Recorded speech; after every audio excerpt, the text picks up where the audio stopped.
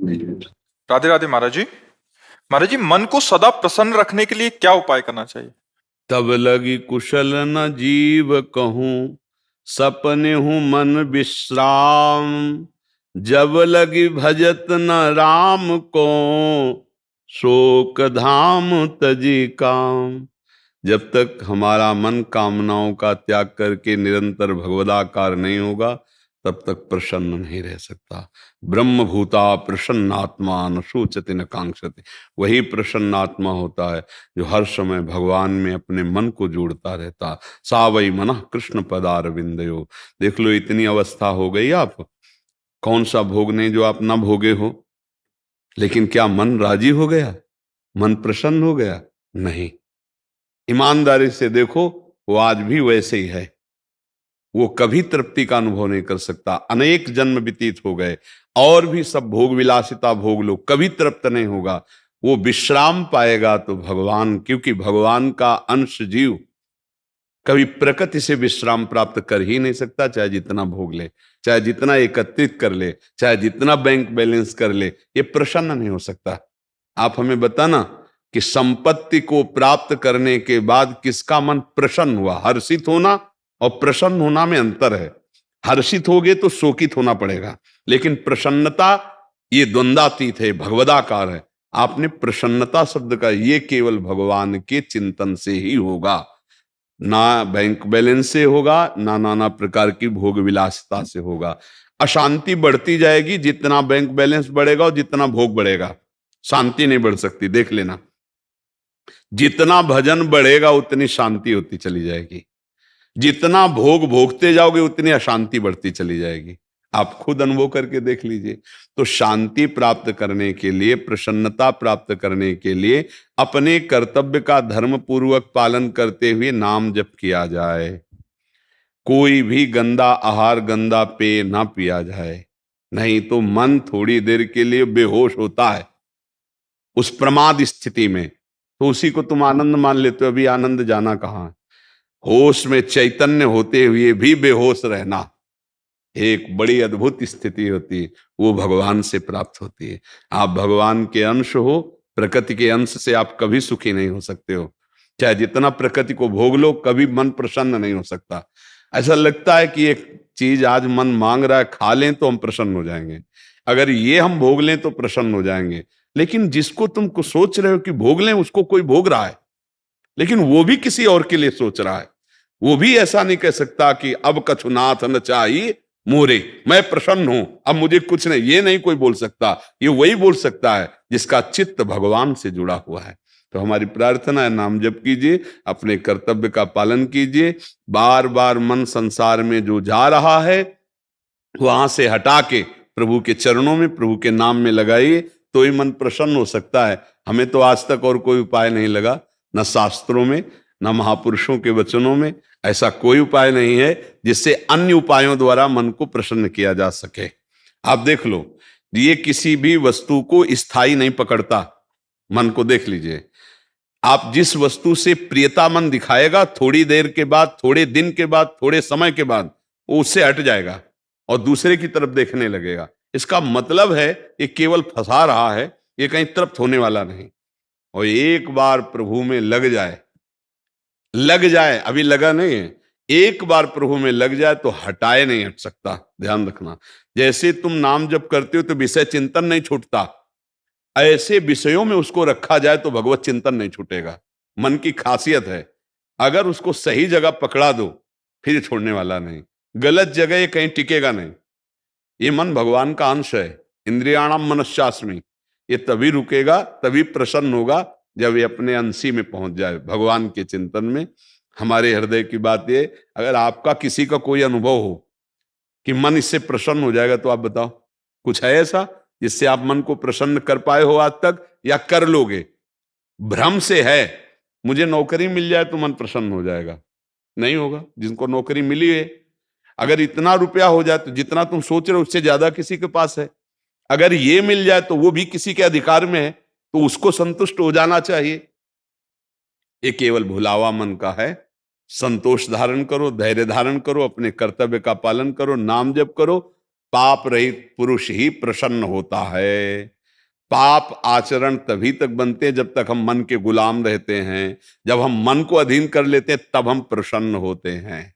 संत किसे कहते हैं? जिसने मन को अधीन कर लिया।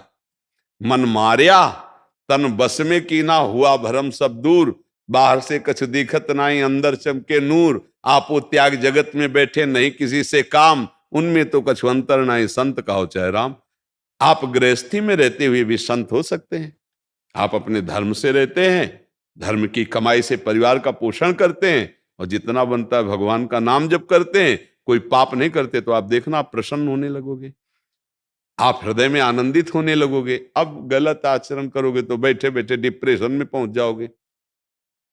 पापाचरण गंदा चिंतन कराता है और कल्पनात्मक भय देता है, उसी भय से तो डिप्रेशन आता है। बेमतलब की बातें मन में, जैसे एक ने प्रश्न किया था अंग्रेजी में, ओवर थिंकिंग। ओवर थिंकिंग तो हाँ, तो उसको समय क्यों दे रहे हो? ओवर थिंकिंग का नाम जप में लगाओ। हमने एक दिन सत्संग में सुनाया था कि एक गुरुजी ने शिष्य को मंत्र बताया कि इससे तुम भूत सिद्ध कर सकते हो, भूत सारे कार्य कर देगा। तो उसने मंत्र को अनुष्ठान किया और भूत सिद्ध कर लिया। अब भूत प्रकट हुआ, उसने कहा हमें काम बताओ, तो जो काम बताते 1 मिनट में कर देता। वो कहा काम नहीं बताओगे तो तुम्हें उठा के पटक देंगे। अब वो गुरुजी से बोले कि ये तो समस्या हो गई, भूत सिद्धि। वो कह रहा काम बताओ, जो काम बताते हैं वो क्षण में कर देता है, फिर खाली वो कह रहा खाली नहीं रहेंगे, नहीं तो हम तुम्हें पटक देंगे। तो गुरुजी ने कहा एक डंडा बांस का ऐसे गाड़ दो और उससे कहो इसी पे चढ़े उतरे, और जब काम हो तो काम करवा लो। तो बात समझे? भूत कौन है? ये मन उठा के पटक देगा अगर खाली रखोगे। क्या करना है? राधा राधा राधा राधा, चढ़ उतर इसी पे। जब काम है तो काम कर रहे, नहीं तो राधा राधा राधा, बात बन जाएगी। इसी से मन प्रसन्न क्यों? हाँ स्नेह जी यमुनानगर से। राधे श्री हरिवंश। जय जय राधा वल्लभ श्री हरिवंश महाराज जी। महाराज जी, मेरी बचपन से ही साधु संतों के प्रति असीम श्रद्धा, विश्वास और प्रेम रहा है। मेरे जीवन का लक्ष्य श्यामा श्याम की प्रेम लक्षणा भक्ति को प्राप्त करना है। परंतु महाराज जी, मेरा प्रश्न यह है कि जो कर्म हमारी नजरों में पुण्य है, वही अगर दूसरों की नजरों में पाप है, ऐसी अवस्था में सत्य असत्य का बोध कैसे हो? कृपया समाधान। कैसे? हमें जैसे उदाहरण दीजिए।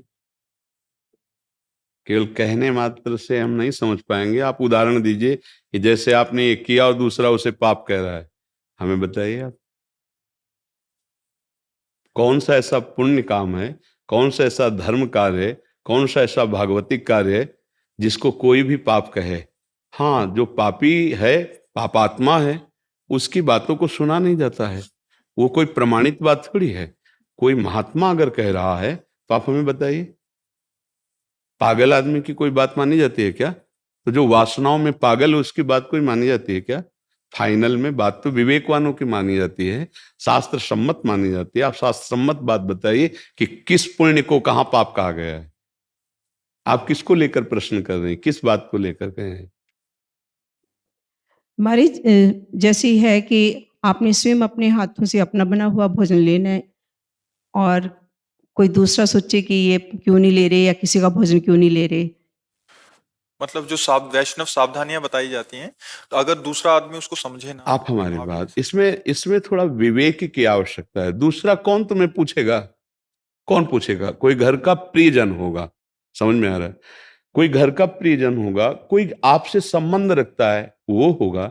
यदि वो निषिद्ध भोजन पाता है तो हम उससे प्रार्थना कर देते हैं कि हम भगवत मार्ग के पथिक ये नहीं पा सकते हैं। अगर वो अच्छा पवित्र भोजन बनाता है तो उनसे भगवान को अर्पित करके पा लेते हैं। तो उसमें विवेक की आवश्यकता है। उसमें कोई द्रोह या निषेधात्मक वृत्ति या पाप, ऐसा कोई यहाँ तो सवाल नहीं उठता है। बात समझना है।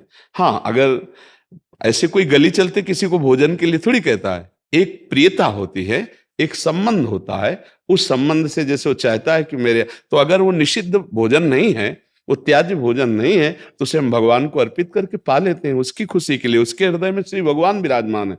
लेकिन यदि निषिद्ध है तो हम उससे प्रार्थना कर देते हैं कि हम देखो भगवत मार्ग के पथिक हैं, हम ये पदार्थ नहीं पाते हैं, इसलिए हम नहीं पा सकते हैं। तो उसमें कोई बुरा मानने की या पाप की कोई तो बात ही नहीं है जी। हरवंश पराशर जी पंजाब से। राधे राधे। राधा वल्लभ श्री हरिवंश महाराज जी, दंडवत प्रणाम। गुरुदेव भगवान, 3-4 माला नाम जप के पश्चात मन स्थिर हो जाता है, बाहरी सब कुछ रुक जाता है। 10-15 मिनट के लिए न माला गिरती है न शरीर झटका लगता है। कभी कभी आभास होता है कि नाम जप चल रहा है। गुरुदेव, क्या ये निद्रावस्था है? इस अवस्था को नहीं, निद्रा नहीं कहते, इसे तंद्रा कहते हैं। निद्रा नहीं कहते, इसे तंद्रा कहते हैं। ये भी विक्षेप माना जाएगा। ये कोई भागवती की स्थिति नहीं है, इसे विक्षेप माना जाएगा। इसको सुधारना चाहिए। ऐसी स्थिति में खड़े हो जाना चाहिए, टहलने लगना चाहिए। ये कोई भागवती की स्थिति नहीं। भागवती की स्थिति में जागते हुए चेतना शून्य भगवदाकार वृत्ति, जैसे हम स्वप्न में होते और चेतना देह की नहीं होती। वो स्वाप्निक शरीर की कल्पना में, तो ये कल्पना नहीं होती है, सत्य में होता है, क्योंकि सत्य स्वरूप भगवान का है, तो उसी में वो स्थित है और उसे बाह्य शुद्ध नहीं है। ये बड़े महापुरुषों की होती है जो बहुत अच्छे साथ। पर अभी जैसे आपने बताया, इसे तंद्रा कहते हैं कि नाम भी हो सकता है चल जाए थोड़ी देर के लिए, ना बेहोशी है ना जागृत है, इसे तंद्रा कहते हैं। अगर बेहोशी हो गई तो निद्रा हो गई, अगर बेहोशी नहीं हुई जागृत अवस्था हो गई, लेकिन जागृत भी नहीं है और नींद भी नहीं है, उस अवस्था को तंद्रा कहते हैं। और यही अवस्था चेतनात्मक सावधान एकदम, तो वो अवस्था तुरीय अवस्था कहते हैं। न जागृत न स्वप्न न सुषुप्ति, उसे तुरीय अवस्था। पर वो बहुत अच्छे जो उपासक हैं उनकी वो कुछ क्षणों के लिए, जो निरंतर हैं वो तो सिद्ध पुरुष हैं, लेकिन कुछ क्षणों के लिए आती है ऐसी कि बाह्य शुद्ध विस्मृत और जिसका चिंतन करे उसी में तदाकार। तो ये थोड़ा टहलो उस समय, बैठ करके ना, थोड़ा टहल करके उसको कर लीजिए, नाम जप कीजिए, क्योंकि अगर इसको कोई स्थिति मानने से फिर घाटा हो जाएगा। ये कोई स्थिति नहीं है, समझ पा रहे हैं आप? हाँ, कि इसको आपको लगता कोई स्थिति है, ये तंद्रा है, ये प्रायः हो जाती है। तो स्थिति पे आने के लिए इसके नाम जप का अभ्यास चलते फिरते उठते बैठते ऐसा करना चाहिए। बैठ के भी थोड़ा जप लेना चाहिए, पर चलते फिरते और क्रियारत होकर भी अभ्यास करना चाहिए। माता बहनों सबको पोछा लगा रहे, सोहनी लगा रहे, नाम जप कर रहे। गृहस्थी में भजन बैठ करके कम और क्रियाशील होकर ज्यादा। चलते क्या जाता है, राधा राधा राधा राधा, आराम से चल रहा है। हम ऑफिस जा रहे हैं, ऑफिस में बैठे हैं, जब बात कर रहे हैं तो बात कर रहे हैं, खाली हैं तो नाम जप कर रहे हैं। बहुत समय ऐसा मिलता है जिसको हम लोग फालतू में बर्बाद करते हैं। उस समय को यदि हम भजन में लगा ले तो बहुत बढ़िया गृहस्थी का भजन हो जाए। गृहस्थी भी भगवत प्राप्ति में समर्थ है, ऐसा नहीं कि गृहस्थ भगवत प्राप्ति नहीं कर सकता है। हाँ, नाम और बढ़ाइए और थोड़ा टहल करके जप कीजिए। जी, मैं सेना में हूँ, ब्रिगेडियर ए.के. सिंह, और निश्चेतना विभाग में स्पेशलिस्ट हूँ। दरअसल सेना में रहकर समाज से हम कुछ ना कुछ हद तक अलग हो जाते हैं, लेकिन समाज में जो मंथन चल रहा है, मैं सोचा तो मैं उसमें कैसे कंट्रीब्यूट कर सकूं। मतलब अपना अपने कर्तव्य तो हम कर रहे हैं अपनी तरफ से जो भी, लेकिन समाज के प्रति हम और क्या योगदान कर सकते हैं। यदि आप अपने कर्तव्य पर स्थित है तो पूरे राष्ट्र की आप सेवा कर रहे हैं। और ये जो समाज परिवर्तन, उनके भाव का परिवर्तन होगा, वो स्वयं के तप और पवित्र आराधना से होता है। जैसे हम ऐसे समझाएं किसी को तो ऐसे समझ में नहीं आएगा, लेकिन यदि हम स्वयं समझकर और तप पूर्वक भजन पूर्वक, तो उसका प्रभाव पड़ जाएगा। समाज का परिवर्तन इस समय बहुत आवश्यक है, क्योंकि वायुमंडल में व्यभिचार और नाना प्रकार की कुप्रवृत्तियां फैल चुकी हैं कलयुग के कारण। अब उसके लिए यदि भजन और तप नहीं होगा तो वाणी से केवल परिवर्तन नहीं हो सकता। हम किसी को धन और सुविधा देकर सुखी नहीं कर सकते, उसके विचार परिवर्तन की आवश्यकता है। अगर उसका माइंड परिवर्तन नहीं हुआ तो वासनात्मक भूत उसके द्वारा जो क्रियाएं करवाएगा वो अशांत रहेगा, वो नाना प्रकार के पापाचरण करके वो बहुत क्लेशित रहेगा। अगर हमें समाज को सुधारना है तो बाहरी व्यवस्था में तो आप लगे ही हैं कि किसी भी तरह का आतंक हमारे देश को कष्ट ना दे पावे, ये तो, लेकिन अब जो देश की व्यवस्था की बात है सुधरने की, जब तक हमारे समाज का जो बुद्धि है उसका परिवर्तन नहीं होगा तब तक वस्तु दे देना, अर्थ दे देना, उससे सुविधा से काम नहीं चलेगा। अगर बुद्धि ठीक है तो और बुद्धि के लिए तप और भजन, इन दो के द्वारा बुद्धि का परिवर्तन होता है। भजन ही या तपस्या ही बुद्धि को सत्य की तरफ प्रेरित करती, प्रकाशित करती है। तो हमें लगता है कि भगवान से प्रार्थना की जाए और स्वयं भजन किया जाए और इसके बाद हम समाज का मंगल मनाते रहे। क्योंकि बॉर्डर तो हमारे लिए ठीक है, हाँ, लेकिन ऐसा ना, मैं कहता हूँ उस देश बहुत बुरा दिन होगा जब हम सेना को बोला जाएगा कि आप अंदर की स्थिति ठीक करो, हमारे लिए बहुत गड़बड़। हाँ, इसमें देखो, इसको हम जो कह रहे हैं उसको आप विस्तार से समझ लीजिए। अपने अपने पदों का दुरुपयोग यदि ना हो तो समाज का बहुत ज्यादा हिस्सा सुधर जाए। लेकिन आप जिस तरह से प्राणों की बाजी लगाकर बॉर्डर को सुरक्षित रखते हैं, उस तरह अपने पद की सीमा को सुरक्षित नहीं रखा जा रहा। हम ये नहीं कहते कि सब एक ही लाइन पे हैं, पर कहीं ना कहीं बहुत कुछ हम अपने राष्ट्र के द्वारा जो मिला हुआ पद है उसका दुरुपयोग होता है। अगर उसका दुरुपयोग बंद हो तो बुद्धि शुद्ध हो और वो लाखों को शुद्ध कर दे, पर बहुत कठिन है। अर्थ का प्रलोभन और जीवन का भय, ये दो जिसके दिमाग में हैं वो अपने पदाधिकार का सदुपयोग कभी नहीं कर सकता। आप इस बात पर ध्यान देना। अगर आप बॉर्डर में सुरक्षा पे हैं तो आपने दोनों का त्याग कर रखा है और जीवन की बाजी लगा करके आप, और दूसरी बात प्राण का मोह त्याग करके, किसी भी क्षण कुछ भी हो सकता है, तब आप बॉर्डर की सुरक्षा किए हैं। तो आज हमारे धर्म की रक्षा, आज हमारे राष्ट्र पदों की रक्षा अगर कहीं डामाडोल हो रहा है कुछ, तो वो बुद्धि के कारण हो रहा है। कोई सत्य पे चलना चाहता है तो उसे प्राणों का भय है। कौन आ गया कि अगर आप ऐसा नहीं करते हैं तो ऐसा, या फिर अर्थ का प्रलोभन, प्रलोभन और भय दो का त्याग तभी हो सकता है जब अध्यात्म का ज्ञान हो। अध्यात्म के बिना प्रलोभन और भय का त्याग नहीं हो सकता, और प्रलोभन और भय ये धर्म का पालन नहीं करने देते हैं। आप विचार करके देखना इस विषय पर। तो हमें लगता है कि अध्यात्म शिक्षा अगर जन जन में पहुंचे, वास्तविक अध्यात्म, प्रवचन होना तो बहुत है, ये तो बहुत है, वास्तविक अध्यात्म में जब तक हम स्वयं नहीं होंगे तब तक सुधार नहीं होने वाला है। तो अध्यात्म का आप अपने अंदर प्रसार कीजिए और फिर बाहर प्रचार कीजिए।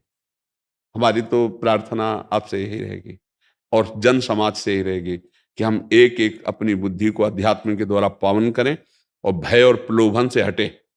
प्रलोभन काम आदि दोषों में उतार देता है, नाना प्रकार के दुराचार प्रवृत्तियों में, और भय अगर हमारे अंदर हिम्मत है कर्तव्य का पालन करने की तो हमारी हिम्मत तोड़ देता है। वही सफल होता है जो भय और प्रलोभन दोनों का नाश करता है, चाहे भक्ति मार्ग में हो चाहे संसार मार्ग में हो, वही सुखी रह सकता है और धर्म का पालन कर सकता है। हमारा तो आंतरिक भाव यही है कि भय और प्रलोभन से बचा जाए, दूसरों को बचाया जाए, तभी अंदर सुधार हो सकता है। जैसे भय और प्रलोभन दोनों से आप बचे हुए हैं तभी हमारा बॉर्डर सुरक्षित है। अगर आप ग्रसित हो जाएंगे तो वहीं दूषित हो जाएगा। भय या प्रलोभन दोनों से अगर आप दब गए तो हमारा देश संकट में फंस जाएगा। तो अंदर ये बहुत जोर से हवा चल रही है भय और प्रलोभन की, कि अगर हम ऐसा करते हैं तो हमारा हमसे श्रेष्ठ अधिकारी है वो हमको निलंबित कर देगा। ऐसे हमारे सामने आए हैं विषय, तो हमें समाज का ज्ञान इस विषय आपसे ही तो होता है, क्योंकि हम समाज में तो घुसे नहीं, समाज हमारे पास आती है तो उससे पता चलता है।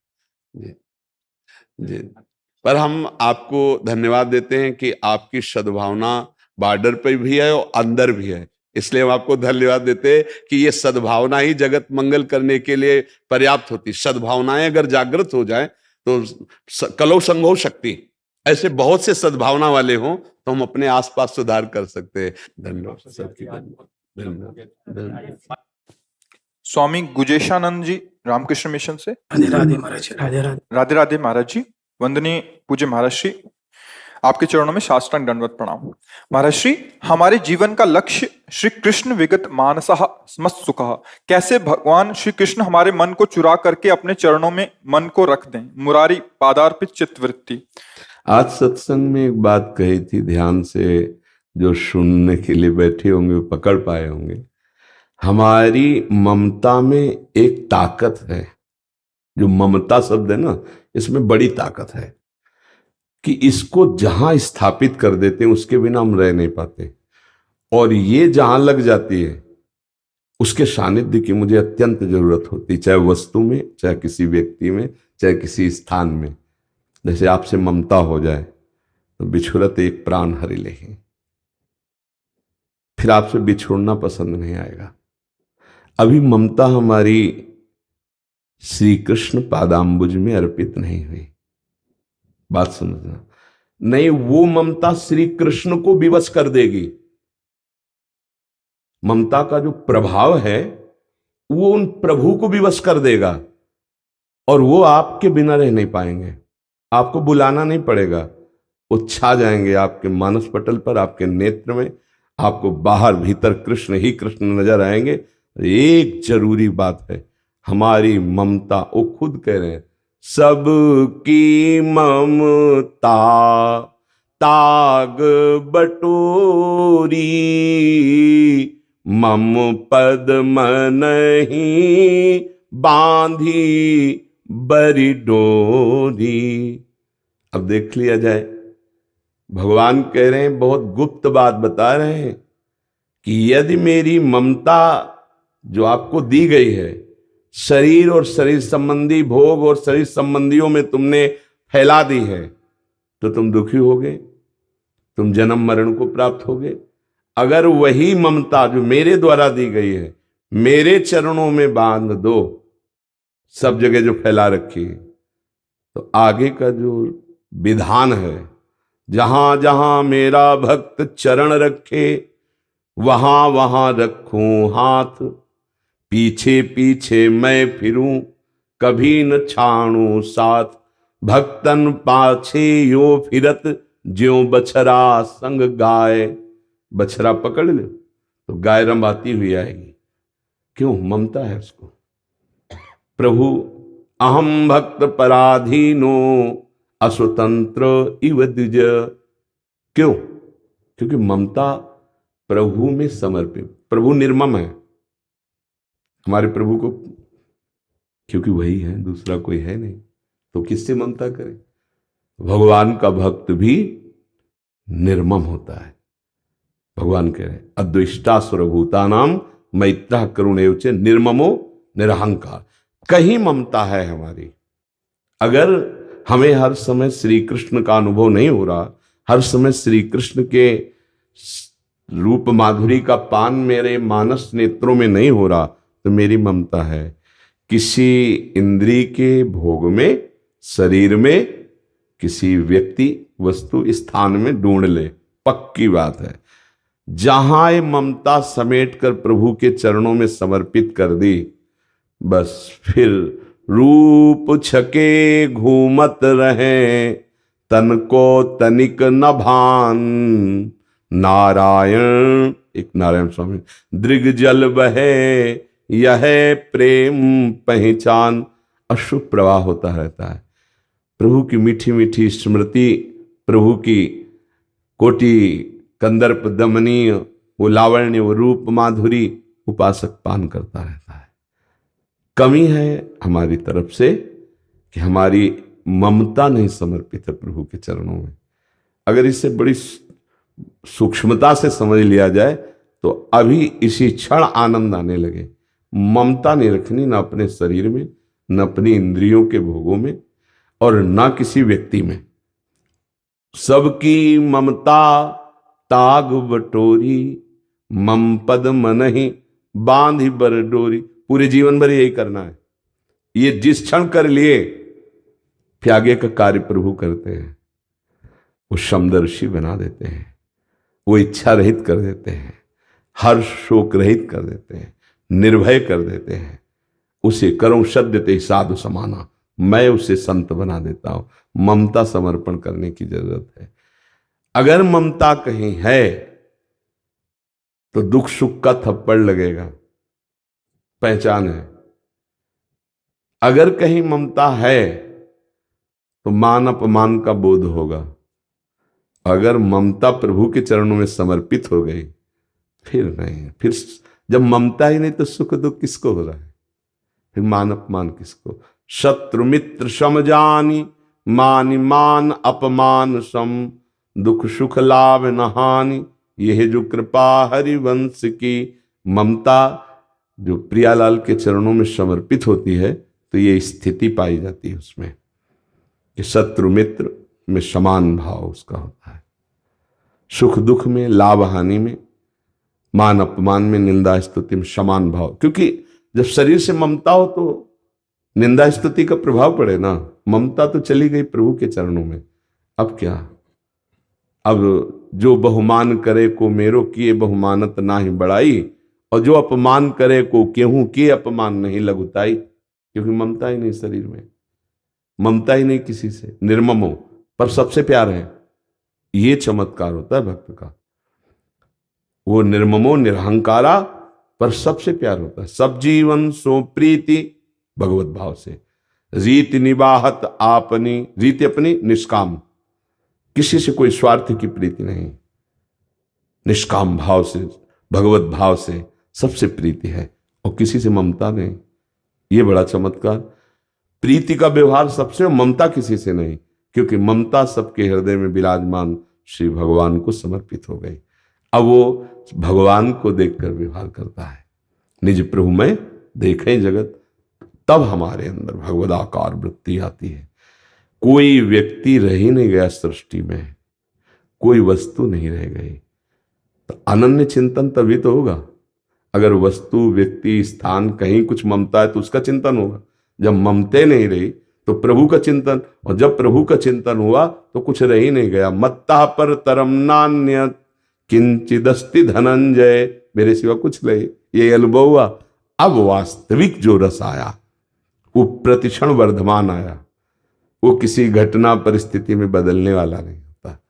तो वो जो उपासक जन है, वो जब अपनी ममता को बटोर कर प्रभु के चरणों में समर्पित कर दे तो बात बन जाए। और यहां त्रुटि हो जाती है। हम नाम जप करेंगे, थोड़ा साधन करेंगे, थोड़ी सेवा करेंगे, पर ममता शरीर में, ममता अपनी मान्यता, प्रियता इंद्रियों की, बहुत समय लग जाता है। साधना को समझना है, ये क्रिया से नहीं होता, ये केवल समझ ठीक होने से होता है। तभी गोस्वामी जी ने, तुलसीदास जी ने बहुत शोध कर कहा कि बिगड़ी जन्म अनेक की अब ही सुधरे आज, होई राम को। बस अपना जो ममत्व है उसको प्रभु के चरणों में अर्पित कर दो। सब साधन का ये सार है, ममता शून्य हृदय और ममता युक्त हृदय। प्रभु के चरणों में ममता, और शरीर और संसार से ममता शून्य। और यहां सब उल्टा है, सिर्फ प्रभु से ममता नहीं और सब जगह है लेना। देखो ना, जैसे छोटे बच्चे से माँ प्यार करती है, कैसे छोटा बच्चा माँ से प्यार करता है। भय आया तो माँ की गोद में दौड़ जाएगा, और सुख की बात है तो माँ की गोद में। अगर उसे टॉफी पसंद आती तो पहले माँ की तरफ देखेगा, माँ। ऐसा भक्त होता है, अनुकूल प्रतिकूल हर परिस्थिति में ममता केवल प्रभु के चरणारविंद में होती है। वो प्रभु की तरफ देखता है। अभी हमारी प्रभु से ममता शून्य और सब ममता है, और उपासक की समस्त जगत से ममता शून्य। निर्ममो निरहंकारा तो सम दुखा सुखा क्षमी, क्षमावान, सुख दुख में समान भाव, किसी में कोई दोष दर्शन नहीं, करुणा मैत्री का सबसे व्यवहार, पर कहीं ममता अहंकार नहीं। ये भक्त का स्वरूप है। इसलिए नाम जप और अपनी ममता को धीरे धीरे चुन चुन के प्रभु के चरणों में समर्पित करना, जीवन लग जाता है। अगर सही बात बैठ जाए दिमाग में तो पलटने में 1 मिनट लगता है। बस दिमाग में बैठा लिया गया प्रभु के सिवा। पर ये बैठना कठिन होता है। देखो ना, लगे तो है, इस हम लेके चले अपनी ममता को बटोर कर प्रभु के चरणों में, वो कहीं फैल जाती है, देख लो, फिर कहीं फंस जाते हैं। हम उसको ठीक ठिकाने पर चढ़ा नहीं पाते, समर्पित नहीं कर पा। और उन्होंने सिर्फ कहा है, मम पद मन ही बांधी पर, मेरे चरणों में बस। अब हम लेके चलते, जैसे मान लो अपने लोग संत भाव में निकले, कोई गृहस्थ हो या विरक्त, ममता तो देनी पड़ेगी प्रभु के चरणों में। जैसे अपने लोग चले, तो विविध प्रकार की समाज, विविध प्रकार के उसमें फंस जाते हैं। पहले सीधे जो पूजा सामग्री लेके निकले हो ममता, वो प्रभु के चरणों में समर्पित करो, अर्थात परिपक्व अवस्था, किसी भी द्वंद्व का कोई प्रभाव नहीं। अब प्रभु स्वरूप समाज में उतरो, कोई फर्क नहीं पड़ेगा। पर वो विविध प्रकार के मान सम्मान की ऐसी प्रीता होने लगती है, विविध प्रकार का लोक व्यवहार ऐसा होने लगता है कि वो ममता जहां ले जाके समर्पित करें वो फिर फिसल जाती है। मतलब पुत्र में नहीं तो शिष्य में सही। बड़ा विचित्र खेल है ममता का। अगर वहां तक नहीं पहुंची तो फिसल के कहीं भी लग सकती है, कहीं भी। मतलब एक ईंट में भी ममता हो सकती है, कहीं भी ममता, कमंडल में हो सकती है, लंगोटी में हो सकती है, हिरन के बच्चे में हो गई, हिरन बनना पड़ा। इसको पहला काम कि सीधे अपने आराध्य देव में, वो कोई बिरला ही होता है जो लक्ष्य में जाके ममता समर्पित कर दे। नहीं, इतना मनोरंजन है, लक्ष्य तक पहुंच नहीं पाता। निकला तो, पर मनोरंजन इतना जोर का माया फेंक देती है ना, सब फ्री, खाओ पियो भोगो देखो, ऐसा फंस गया।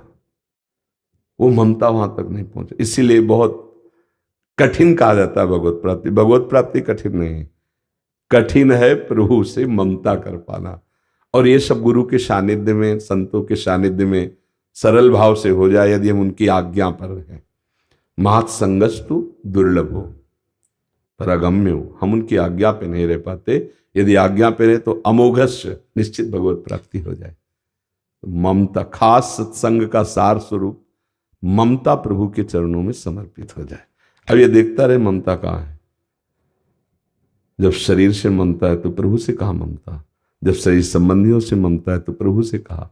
नाते नेह राम के मनियत सुहृद सुसेव्य जहालो, अंजन कहाँ आंख जय फूटे बहुतक कहाँ लो।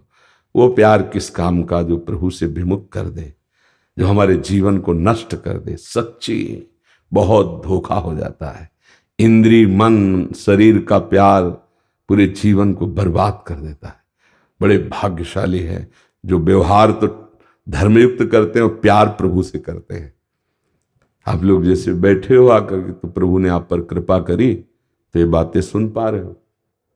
नहीं, बातें सुनना ये बातें अध्यात्म की, प्रभु के मार्ग में चलना ये दुर्लभ वस्तु है।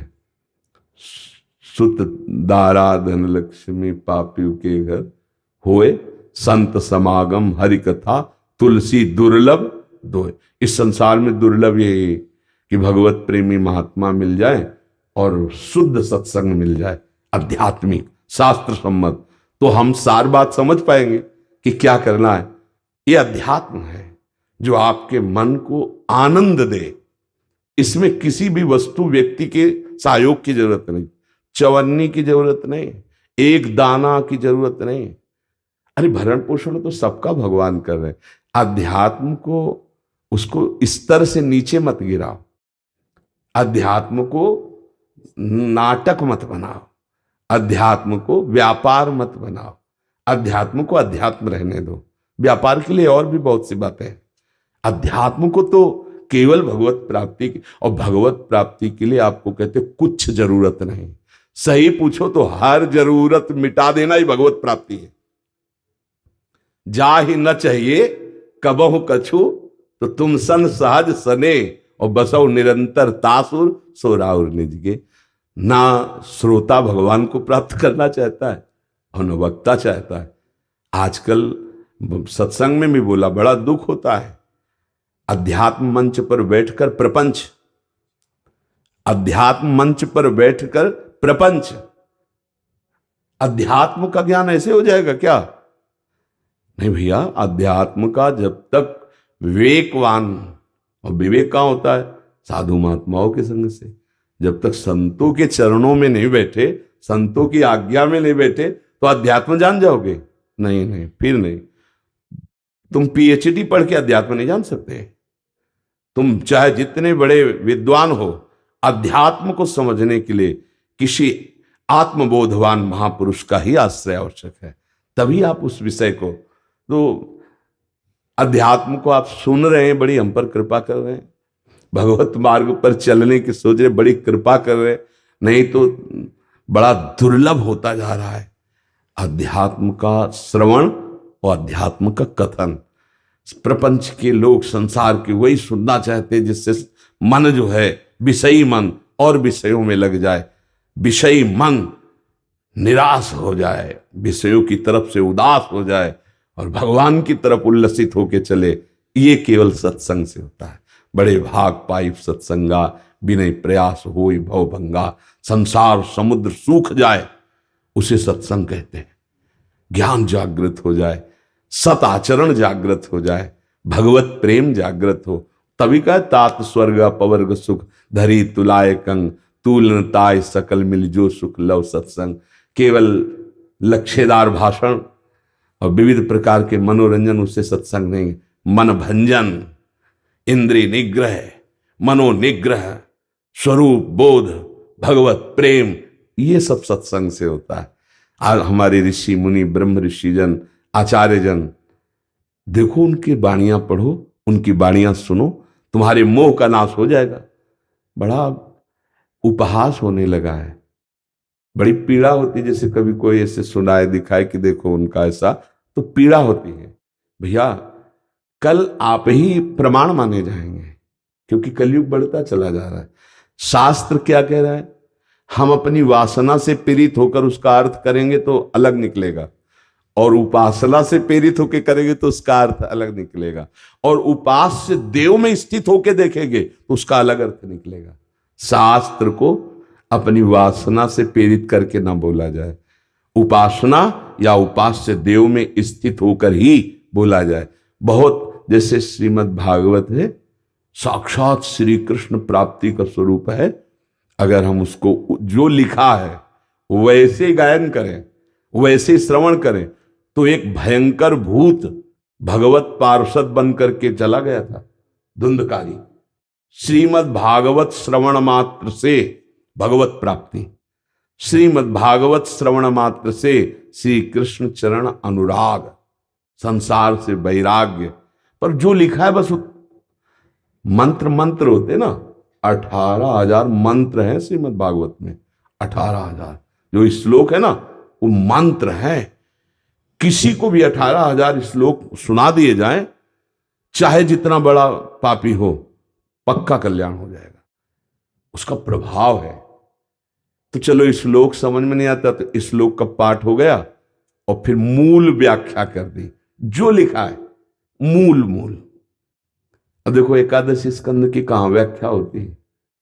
एकादशी स्कंद श्रीमद् भागवत व्याख्या, जो मोक्ष धर्म का साक्षात स्वरूप है, भगवत भक्ति का स्वरूप है, प्रेम का स्वरूप है।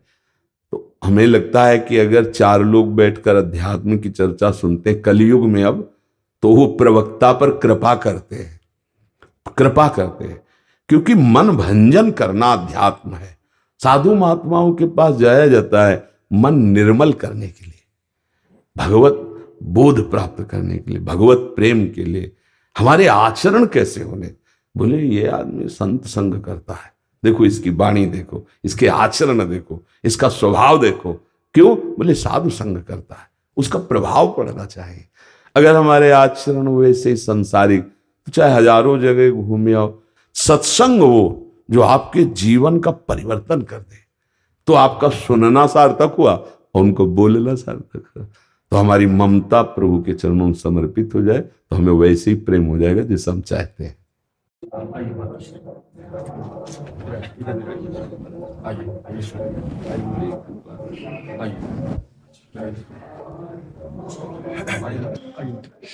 लाओ सब संतों को लाल वाली प्रसादी लोई उड़ा, संतों सफेद में जो सेवा में सफेद वाले उठा दे।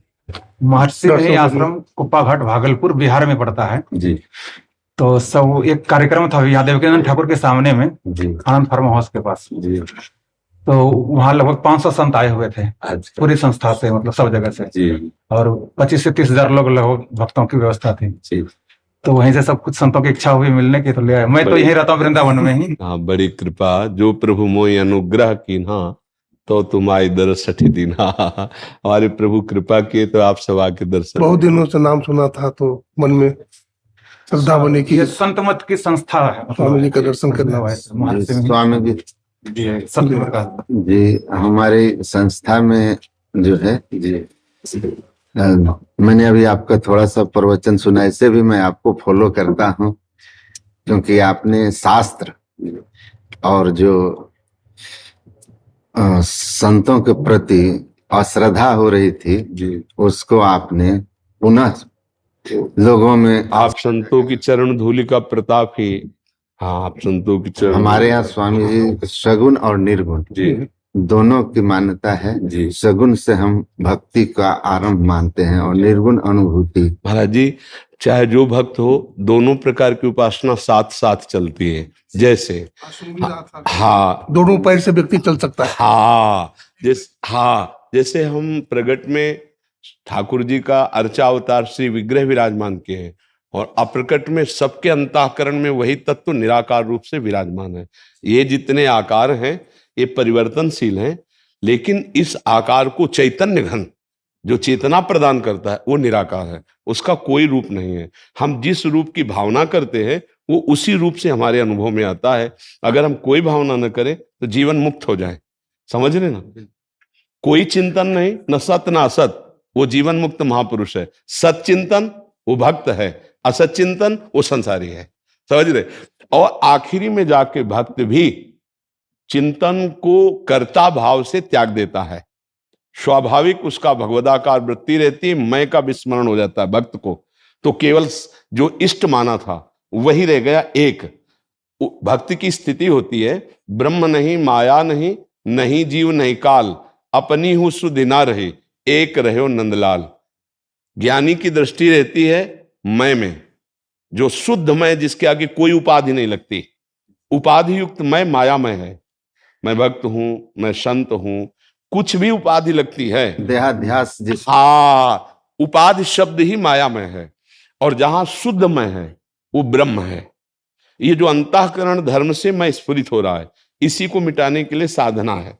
और ये मिटी तो स्वरूप अपना जो था जो है वही रहेगा। उसका क्या स्वरूप है निर्वचनीय है, उसको हम जिस रूप में मानते हैं। अच्छा स्वामी जी, एक बात और आज सुना मैंने आपके प्रवचन के माध्यम से जी कि सगुण भक्ति के माध्यम से भगवान जल्दी प्रसन्न हो जाते हैं। जी हाँ, उसका कारण क्या है महाराज जी कि हम लोग आकार में फंसे हैं।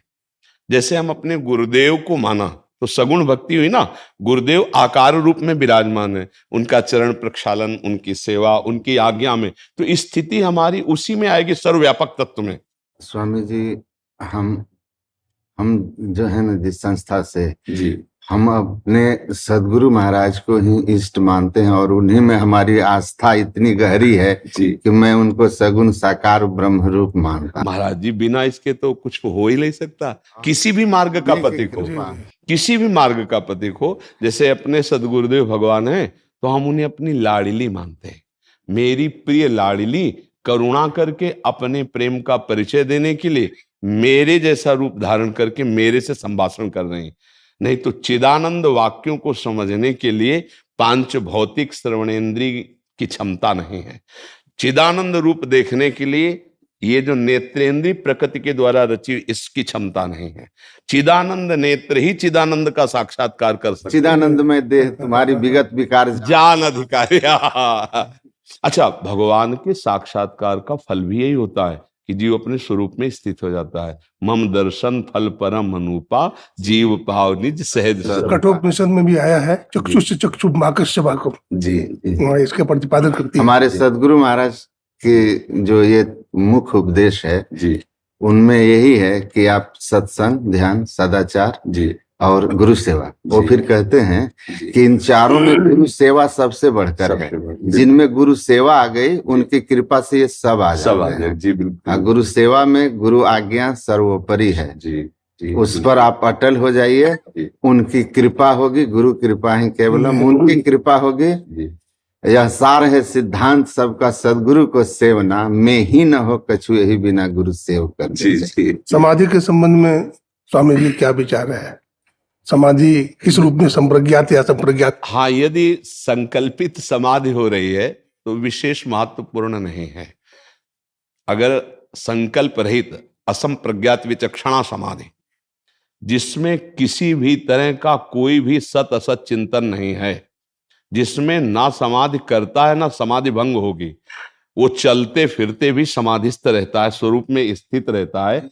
आखिरी लक्ष्य यही है। तुरिया से अखंड समाधि। अखंड हाँ, आखिरी लक्ष्य जो हम कुछ घंटे के लिए संकल्पित समाधि करते हैं, इसके बाद प्रकृति में आना होता है, लेकिन अभ्यास के द्वारा हमारी प्रकृति में स्थिति ही ना रहे, निरंतर स्वरूप स्थिति में आ जाए, इसके लिए गुरु कृपा ही केवलम। इसके लिए हाँ, इसमें कोई साधन पद्धति विशेष कार्य नहीं करती, इसमें गुरु कृपा कार्य करती है। जैसे उपनिषदों में भी आता है कि नायमात्मा प्रवचनेन लभ्या न मेधया न बहुना श्रुतेन, यही साधन तो है, स्वरूप बोध के यही साधन बताए गए हैं। लेकिन कह रहे नहीं, आत्मा जिससे वर्ण करती है, आत्मा वर्ण गुरुदेव, जो हमारे आत्मबोध कराने के लिए हमारे ही आत्मस्वरूप हमारे सामने साकार रूप धारण किए हैं, वो सिर्फ हमारी ही आत्मा है, वो हमको अपने स्वरूप का बोध कराने के लिए गुरु रूप में विराजमान है। और जब बोध हुआ तो द्वैत खत्म हो गया।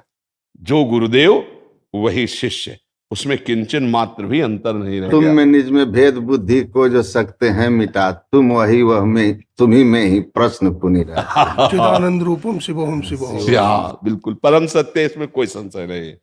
आराधना के द्वारा सवाल हल होता है।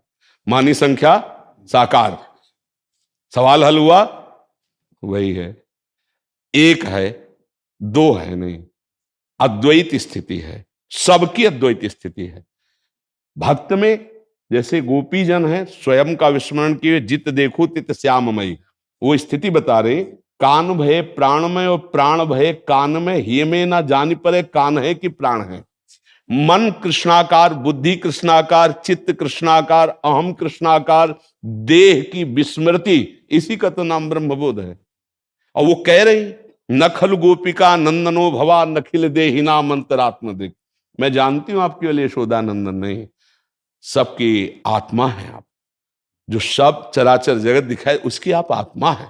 आत्मबोध भक्त को स्वाभाविक हो जाता है, चाहे वो गुरु भक्त हो या इष्ट भक्त हो। इष्ट भक्त में जैसे हमने नाम लिया सियाराम जी, राधे श्याम जी, भगवान शिव, उमा पार्वती, जो भावना करो, ये सब वही आत्म तत्व है। किंच सर्वम खलमिदम ब्रह्म ने नानास्ति किंचन, ईशावास्यमिदम सर्वम यत् किंच जगत्याम जगत। कहीं से भी शुरू हो जाओ, ईमानदारी से गुरु वाक्यों का पालन करो, वहीं पहुंच जाओगे। ऐसा नहीं होता कि भक्त अज्ञानी होता है, संपूर्ण बोध होता है, संपूर्ण बोध। प्रारंभिक भक्ति की बात नहीं कहते। हमारे सदगुरु महाराज कहते हैं जी, भक्त और ज्ञानी में इतना अंतर है कि भक्त भगवान को अपने से अलग मान के चलता है, और ज्ञानी अपने को हम ब्रह्मास्मि ऐसा मान के साधना करता है। लेकिन अंत में भक्त और ज्ञानी दोनों उसी अवस्था में पहुंचते हैं जहां भक्त वो और भगवान एक, त्रिपुटी का अंत हो जाता है, दृष्टा दृश्य दर्शन दोनों का अंत हो जाता है। गीता जी में एक श्लोक है, ब्रह्मभूता प्रसन्नात्मा न सोचते न कांक्षते समा सर्वेषु भूतेषु मद भक्तिम लभते पराम। दोनों की स्थिति एक होती है, न सोचते न कांक्षते, और ब्रह्मभूत दोनों होते हैं। एक बार जिससे हनुमान जी से वशिष्ठ जी ने प्रश्न किया कि आप कौन हैं, तो ये लगा कि हनुमान जी महाराज ने विचार किया कि वशिष्ठ जैसे महामुनि प्रश्न करने का मतलब कोई गूढ़ता है, तो उनका शरीर भाव से दास हूं, जीव भाव से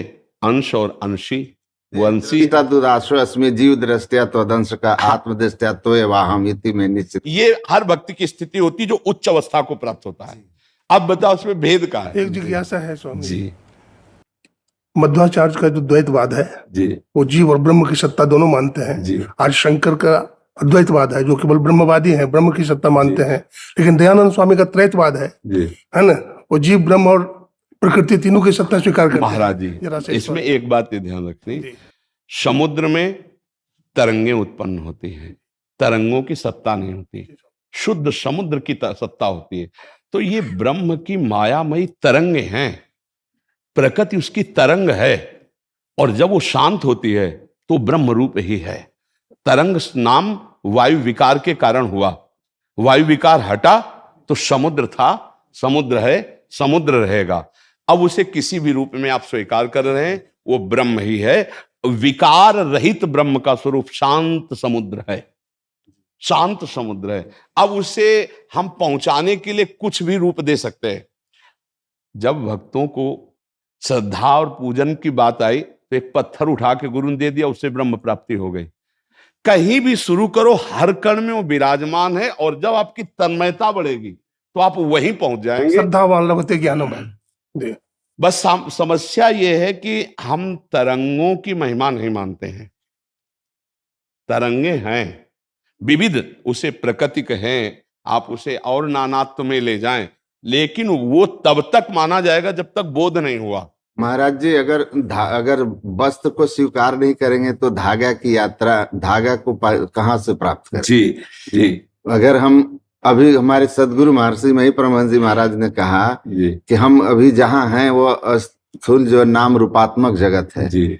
आप नाम रूपात्मक जगत में हैं तो नाम और रूप का सहारा लेके चलना होगा। बहुत जहाँ बैठे हो वहीं से आपको चलना है। हाँ, बिल्कुल, बहुत सुंदर। इसीलिए नाम रूप के सहारा लेना है और इससे यात्रा करनी है। जैसे पानी में जो कोई पड़ते हैं तो पानी का सहारा लेते हैं, अब पानी ही उनका रास्ता होता है और उसी सहारे और रास्ते को लेकर वो पानी के पार चले जाते हैं। उसी तरह शगुन साकार नाम रूप का सहारा लेकर हम यात्रा शुरू करते हैं और फिर गुरु कृपा और उनकी युक्ति, उनके प्रति हमारा जो समर्पण है, पाखंड अहंकार त्याग करके फिर हमको पहुंचा देता है निर्गुण निराकार में। हमारे यहाँ आगे की थोड़ी सी साधना बताई गई है, अंतर ज्योति अंतर्नाद की।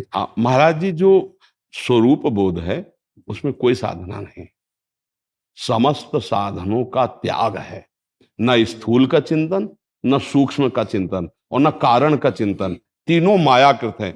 चिंतनीय जो वस्तु है वो अचिंत्य है, जिसको हम चिंतन करने की बात करें वो अचिंत्य है। जी महाराज जी, उन्होंने यही कहा कि इस साधना से उस अवस्था में जाओगे, अवस्था है अचिंत। हाँ, मूल बात अगर हमारी आगे चलकर स्थिति ये समझ में आती, जैसे स्वप्न में आपने बहुत कुछ देखा, स्वप्न में स्त्री पुरुष नानात्व तो सब देखा, एक मन के सिवा कुछ था क्या? कुछ नहीं। ये पता जागने पे चला ना, ऐसे ही बोध होने पर मैं के सिवा कुछ नहीं है। आप उस मैं को श्री कृष्ण बोलो, मैं को राम बोलो, मैं को शिव बोलो, मैं को आत्मा बोलो, हमें कोई परेशानी नहीं। जही जाने जग जाई हेराई, जागे जगत स्वप्न रम जाए। चैतन्य महाप्रभु स्वामी जी, चैतन्य महाप्रभु से जब पूछा गया कि आपने दुनिया को जो ज्ञान दिया है तो अद्वैतवाद क्यों नहीं माना, अद्वैतवाद का प्रचार क्यों किया? तो उन्होंने कहा था कि अभी देश काल जो है अद्वैतवाद को समझने की क्षमता नहीं रखती है, उनमें योग्यता नहीं है, इसलिए मैंने द्वैतवाद का प्रचार किया। तो इसमें क्या?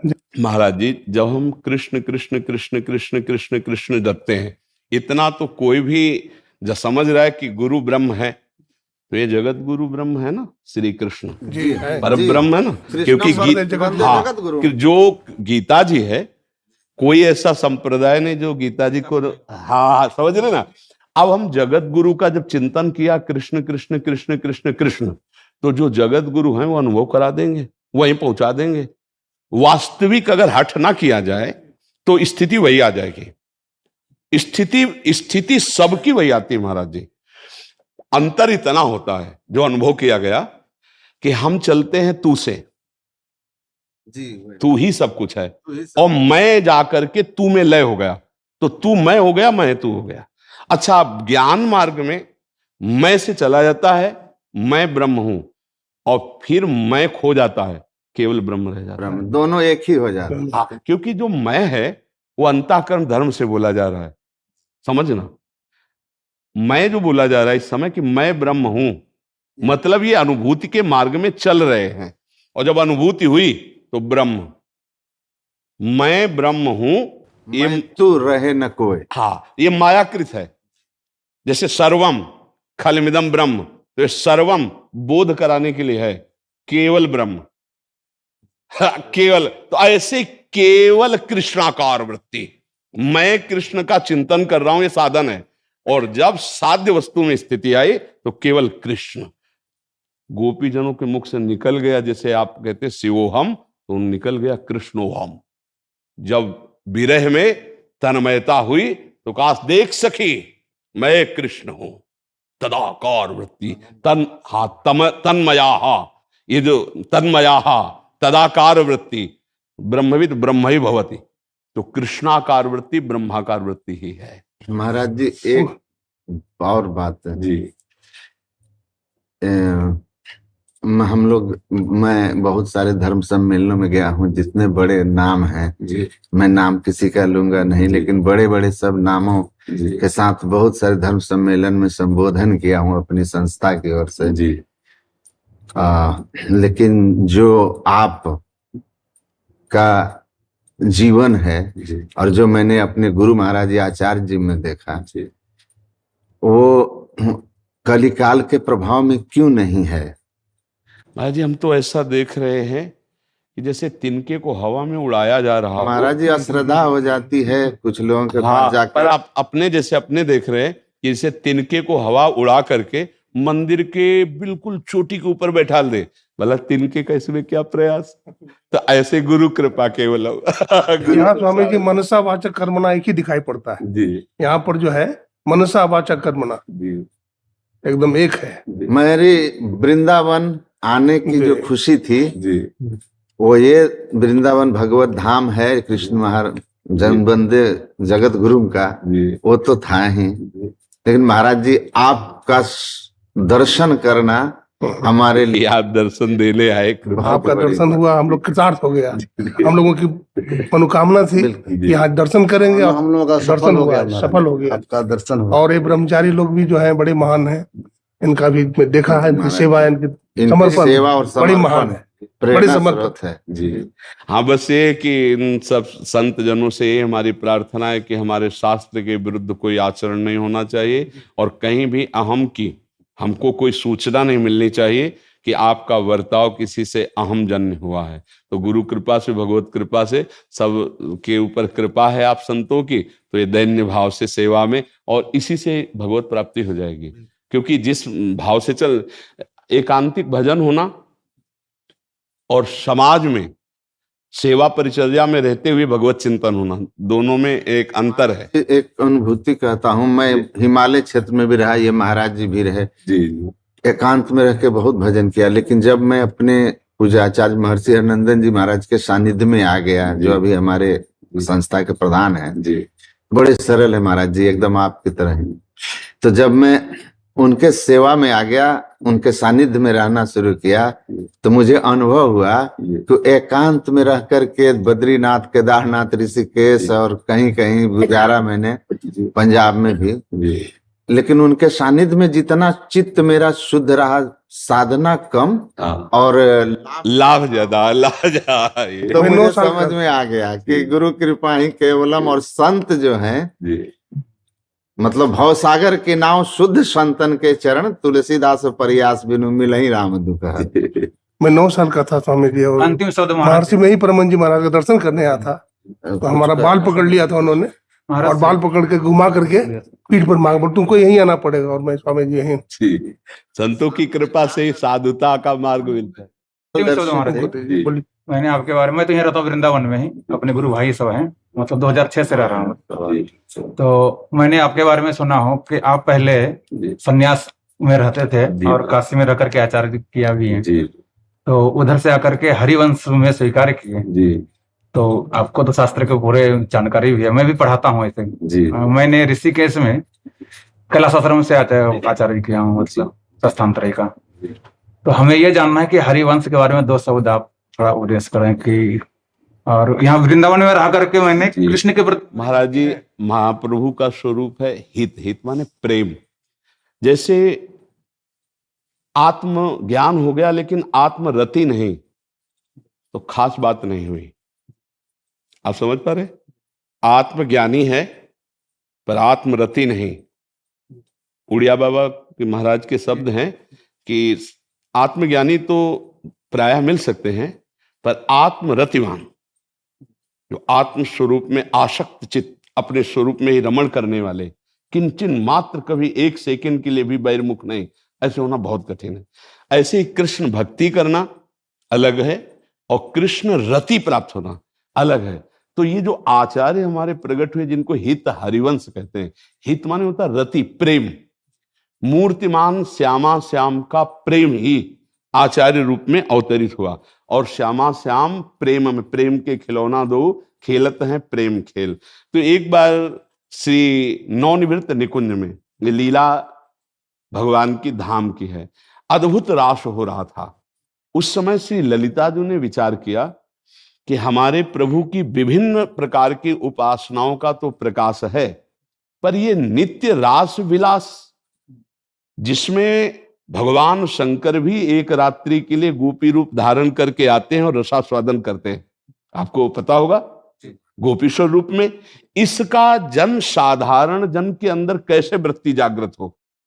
तो भगवान श्री कृष्णचंद्र जो बिहारी जी के रूप में निकुंज में विराजमान है, उन्होंने अपने कर कमल से बंशी प्रदान करी कि हमारे प्रेम आकर्षण का पूर्ण स्वरूप ये बंसी है।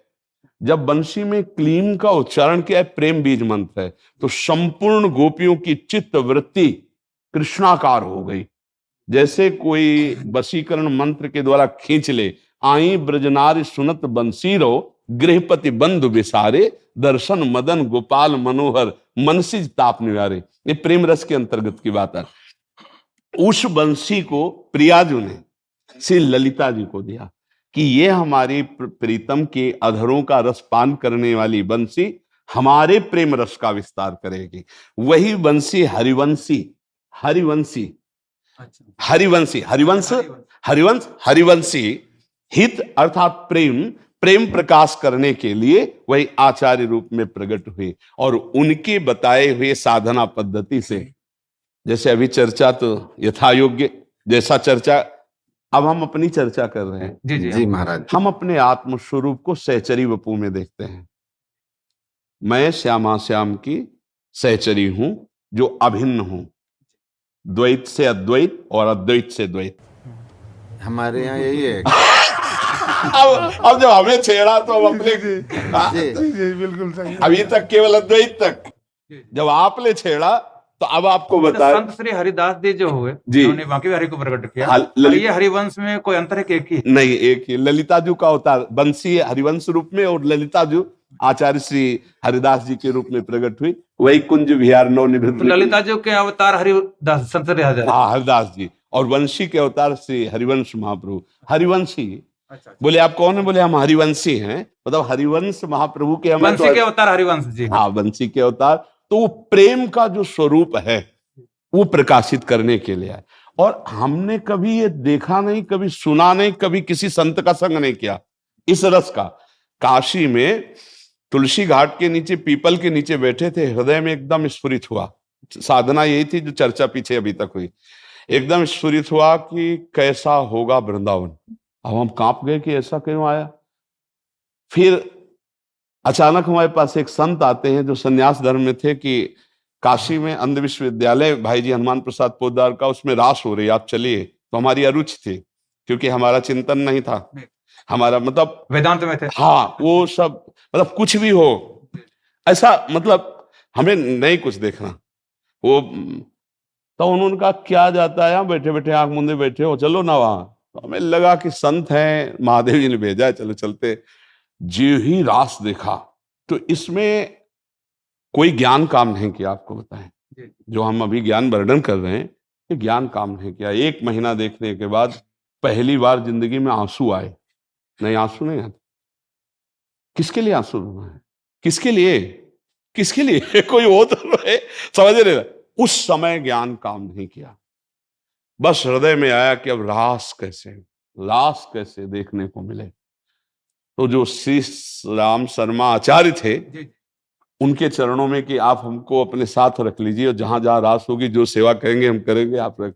तो उनका बाबा तू एक बार वृंदावन आ जा। तो उस समय अर्थ पास नहीं रखते थे, तो एक युगल किशोर नाम के थे जो कभी कभी भिक्षा दे दिया करते थे। घाटों में ही रहते थे आकाश वृत्ति से, कि जो घाट में आएगा वही पाएंगे, अन्यथा नहीं। जो हमारे पास आएगा, अलग अलग वृत्ति होती है ना, भिक्षा वृत्ति जैसे, अजगर वृत्ति जैसे होती है, ऐसे आकाश वृत्ति के द्वारा जो हमारे सामने आएगा वही हम पाएंगे, मांगना है नहीं।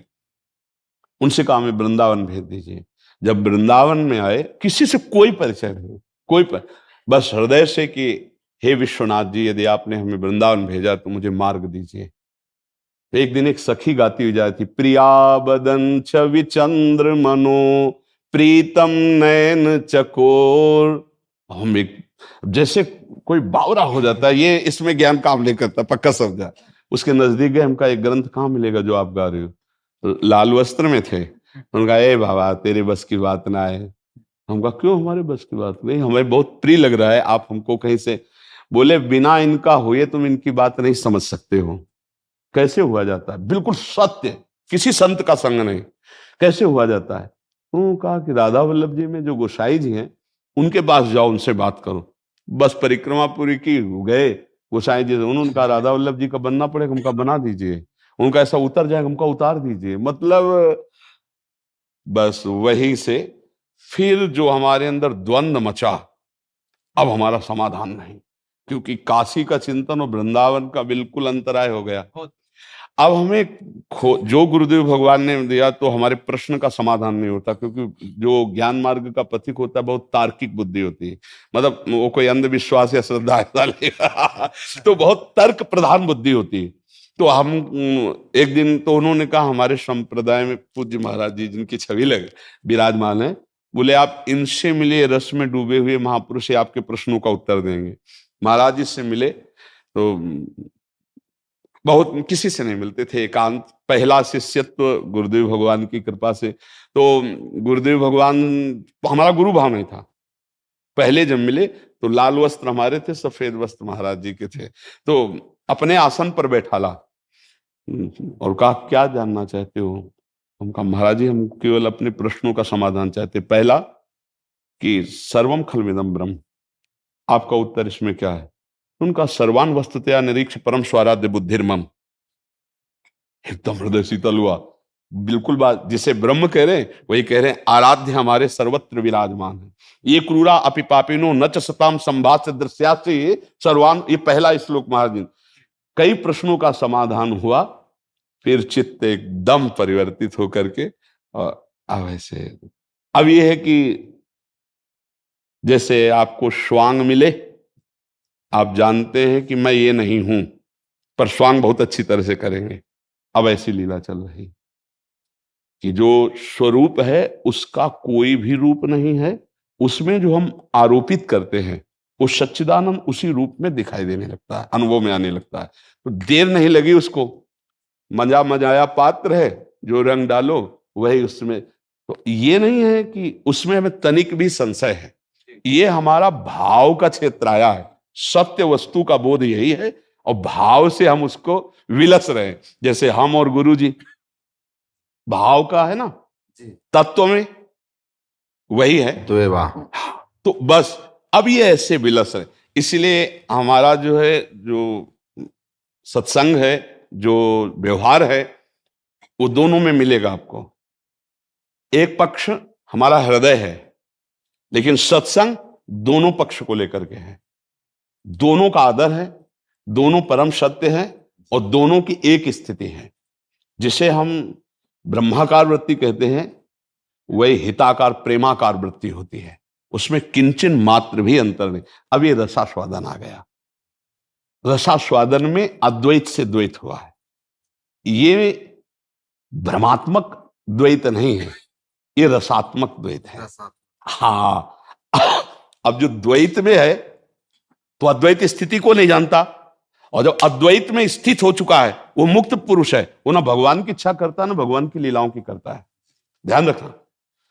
लेकिन अगर कृपा प्रसाद से सकिल गया तो जैसे शुकाचार्य जी स्थिति स्वरूप में है, लेकिन कृष्णाकार वृत्ति और श्रीमद् भागवत का गायन।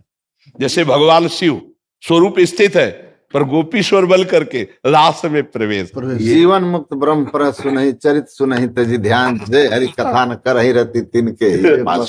आज तो आनंद बरसा दिया आप सब संत जी महाराज, बहुत बहुत महाराज जी। खड़ा करो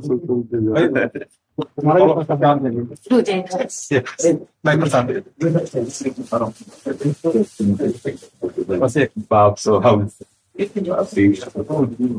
हमारे गुरु महाराज ने एक ये लिखा है जो हम नित्य नियमित गाते हैं, सब संतन की बड़ी बलिहारी, उनकी स्तुति के ही विधि कीजिए मोरी मती नीचे।